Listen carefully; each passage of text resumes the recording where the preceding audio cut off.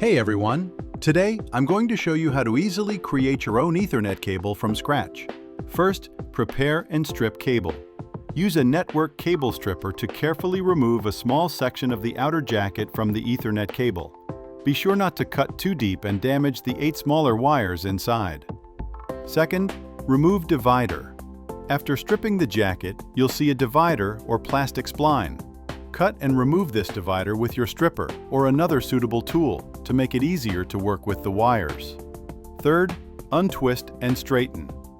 Gently untwist the 4 pairs of wires, then straighten each of the 8 individual wires. It's important to make them as straight as possible for the next step.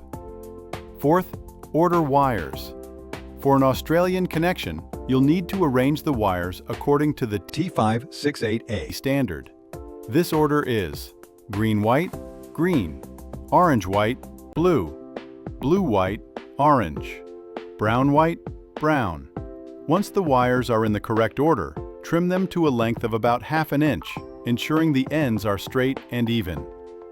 Fifth, insert RJ45 and crimp. Carefully push the arranged wires all the way into the RJ45 connector.